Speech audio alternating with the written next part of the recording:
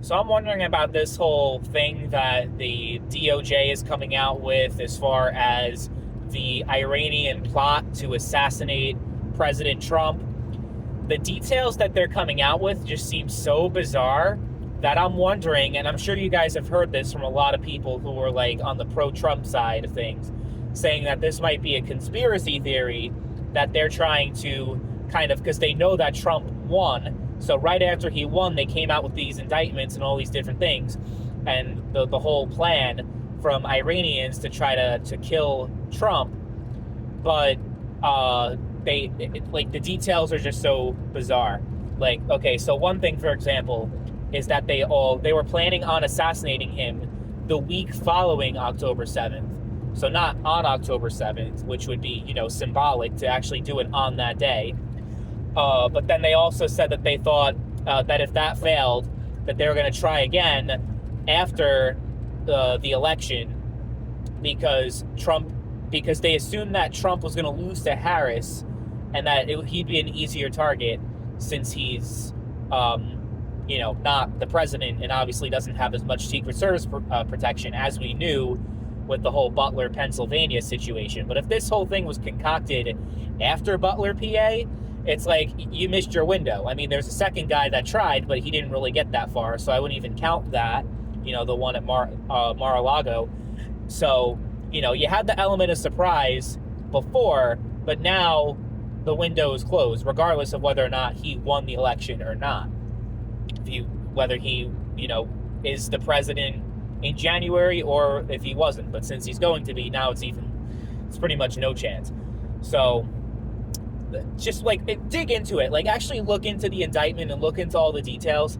I saw the Young Turks also was like, this smells like BS because it feels like the outgoing administration is trying to plant the seed so that Trump can maybe take action against Iran and provoke a conflict with them. I mean, it seems like it's probably going to head in that direction anyway because Trump is just so unabashedly pro-Israel and pro-Netanyahu. Whatever Netanyahu says, that's what's going to happen pretty much under a second Trump administration. So I feel like things with Iran are going to be cooking up regardless of this whole assassination attempt thing. It's not like Trump was like, oh, I love Iran and I want to make peace with them and make a deal with them. He wanted to make a deal with North Korea, wants to make a deal with Russia, wants to make a deal with China, but Iran is one country that he wants nothing to do with. And, he even went, one of the first things he did was withdraw the United States from the Iran nuclear deal. So I think any way you slice it, there's going to be some shit going on there. I don't know if it's going to be a full-scale conflict, like if the U.S.-supported invasion of Iran. I would like to think even some Republicans, there'd be enough Republicans in Congress to pretty much prevent that from happening. Because there are a lot of people who voted for Trump on the whole promise of there not being any war. Now, there's some people saying, oh, Trump's going to start World War III, he's going to do this, he's going to do that. The thing is, things were a lot more peaceful under Trump's entire presidency, even though he had a lot of, he used a lot of language that was scary to a lot of people, like, him going back and forth with Kim and having that threatening exchange with him, and it just things seem to have been escalating further and further. But he was the only president to actually bring Kim to the negotiating table, even though that negotiation failed. A lot of that had to do with John Bolton being part of that whole thing, which was a huge mistake that Trump made during his first term, was hiring him. And a bunch of people that he hired that he should not have hired. Hopefully he has a better idea now of who to bring in and who not to bring in. I saw he announced yesterday that he's not going to hire Nikki Haley. He's not going to hire Mike Pompeo. A lot of Trump supporters were nervous that he was going to bring in Mike Pompeo, but he's not. Even though he did a somewhat decent job as Secretary of State, but because of the fact that he was kind of going along with the whole prosecution witch hunt against Trump, no one wanted him there. None of the base Trump supporters, and Trump himself clearly didn't want him there, because he's keeping receipts. He's seeing every single person that has said anything even remotely in support of these indictments, of these trials and these cases and the impeachment and all that kind of stuff. He's going to want to have nothing to do with any of them, because they're snakes. That's what they are. They're snakes. And they have, obviously, ulterior motives. They're not actually with the agenda. They got their own agenda. So we don't want that in the second Trump administration. So yeah, the whole Iran thing is kind of an interesting thing that's going on. We'll see how things play out.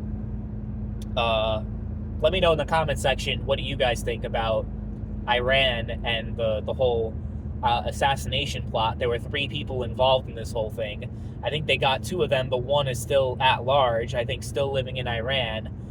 Maybe I think he got out of the U.S. and came back to Iran before they were able to get him. I don't know exactly like all the details of that.